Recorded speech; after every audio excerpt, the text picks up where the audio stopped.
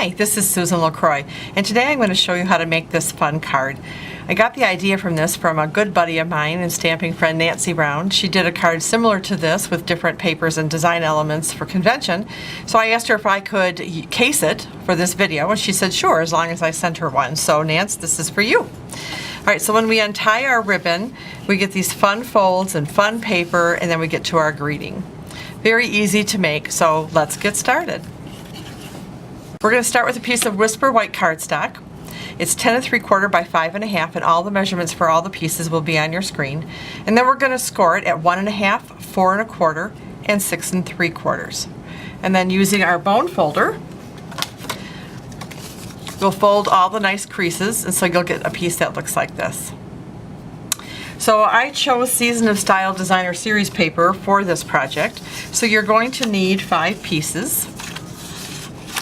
You're going to need, I've lost one, but you're going to need 2 pieces, not just the one that's showing here, but 2 pieces of 1 1/4 by 5 1/4, 2 pieces of 2 1/2 by 5 1/4, and 1 piece of 5 1/4 by 3 1/4. So then we're going to adhere those on to our folded card. So you'll get this. So there are 2 pieces of the 1 1/4 piece. So this is what you'll get. All right, so we're gonna set this aside once we get our paper on here and work on our ornaments. And so I chose Ornament Keepsake stamp set and framelets. And I stamped 3 of them, 1 in Old Olive, 1 in Cake Crumb, and 1 in Cherry Cobbler.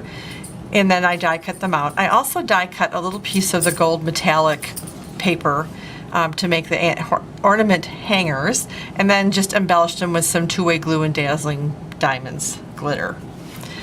So we're going to adhere 2 of these together. So we're going to put our olive and cake crumb together.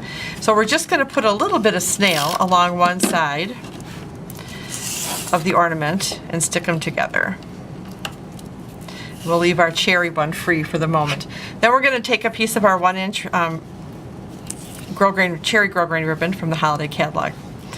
And we'll take our card base, and we're going to try to figure out then where we want our ribbon to lay here. And so once we figure that out, what I do is I take a little bit of snail on the back of my card just to hold my ribbon in place so it doesn't shift while I'm working. Okay, so now we have our ribbon laying here, and we're going to take our 2 ornaments that we adhered together, and we're going to put some snail on the back of that, and we're going to stick them right over the ribbon, right about there. We'll take our cherry cobbler, and again we're just going to put some snail on one side of this, and we're going to not stick it in the wrong place. We're going to stick it right here, kind of hanging off this piece, and we want to line them up together.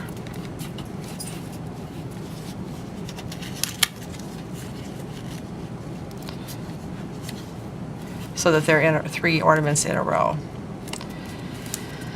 So once we have that, then we're ready to put our greeting on the inside corner, or on the last page. So for this piece, our deco label framelets, and our Christmas messages stamp set.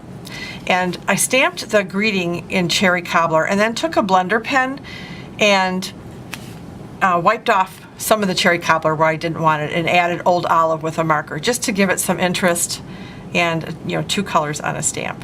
And then we're just going to snail that on this back page towards the left side of this so that it's kind of hidden until you open it. So we can just fold it all back up again. And we'll take one last look at our card. Here it is. Happy stamping!